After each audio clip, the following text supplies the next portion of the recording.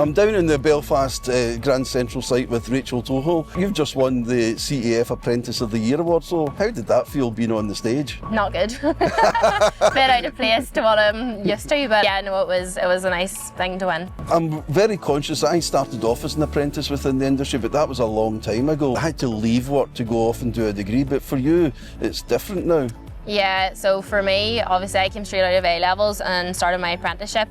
Mine's is a 5-year degree, so basically during the uni year I'm 4 days working and 1 day a week at university, and then the summer months then I work full-time 5 days a week. Yeah. So it's definitely very structured. And then obviously my apprenticeship civil engineering, so part of it as well is doing my chartership alongside my degree. So I have a mentor with Foreigners who helps me through that as well. I didn't realise, so you could do your chartership parallel with the course? Yeah, that's basically the goal of it. So the HLA programme is basically takes you through right to an MEng. Right. And the goal basically is that after the MEng you should be able to set your chartership interview because you'll also have had 7 years experience by that stage. Yeah. Civil engineering is normally a longer apprenticeship degree than others, and that's purely just because of the chartership, that it does take a bit more experience to get the ICE. Obviously you've got A-levels, you could have gone straight to university, so what made you decide to do a higher level apprenticeship? When I was in school, I done maths, biology and chemistry at A-levels because I didn't really know what I wanted to do. Done different work experience in healthcare and engineering,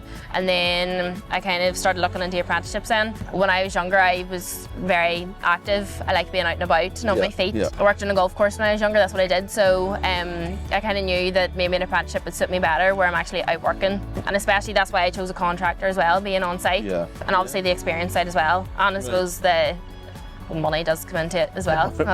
Money always comes into it. So what about, I mean, what do you get from working on the site that maybe you don't get if you were in full-time degree course? Yeah, well, the full-time degree course, there's a lot of different modules you're doing. Sometimes I feel like some of the modules are a lot more tailored to if you're working in design. When you're out on site, you're working with people, you're managing, you're doing surveying, setting out. The first year, you do spend a bit of time doing surveying and setting out, but it's not. Yeah. Like when I am in I'm only in 1 day a week, and sometimes you're thinking if I had done this full time and I was coming out onto site after 3 or 4 years, you'd be completely lost. And I suppose you're taking what you're learning straight onto the site as well. Yeah. From the start, you're supervising and managing people. How's that working for you? Yeah, it's going well. Well, we did a construction management module there last year, and it was something similar to where you're doing briefings every week with your group and changing stuff, but everyone in my group was an apprentice, so it was just we all knew what we were doing. We all do it on site and every day. So yeah, if you get along with who you're working with and you just work well together, it makes your day and job a lot easier. I suppose at this stage, obviously I'm engineer on site, so I'm still able to be, friendly with people. I'm not falling out with anyone yet. Sometimes my age and the fact that I'm a woman helps.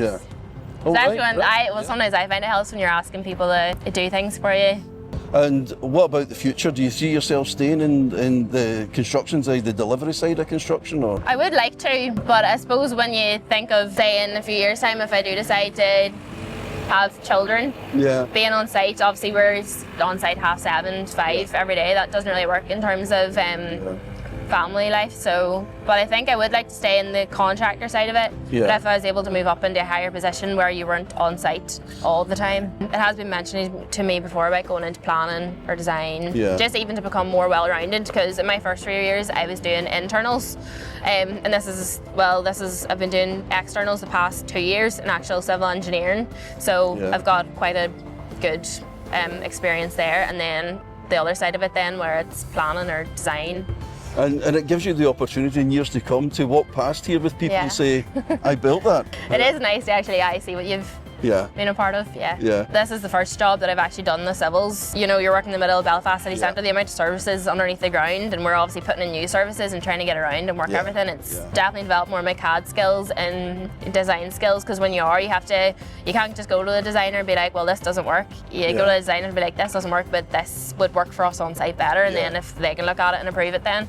So this job's been great in terms of my experience. But even I send surveys off to the designers. It'd be kind of nice to know what they do with it after and see that kind of side of it. I would like to go into design, I think, for a while and see how it works. And if you were talking to a younger person, a younger you, male or female, What advice would you give them in coming into the industry, and what do you think about? I would say if you are coming into the industry, I mean, sometimes you kind of forget you're working with people who've been in it for maybe 20 years. Yeah. And sometimes you feel very, very behind or very green. I mean, even when I first started, it was quite daunting and quite, intimidating. But yeah, no, it's definitely worth doing, and that's another thing. I think everyone on site, everyone wants to help you and teach you. Yeah. I've learned a lot more on site, and especially each job you go to, you're working with different people, different teams. You're working in maybe different areas, whether it's civils work or it's actual building work. So you're getting a broad range of experience that you wouldn't get if you were in university. I also think it's really enjoyable when you're working within a big team. Yeah, and it's obviously working for you, Apprentice of the Year. So congratulations again on that, and just going from strength to strength. Yeah, thank you.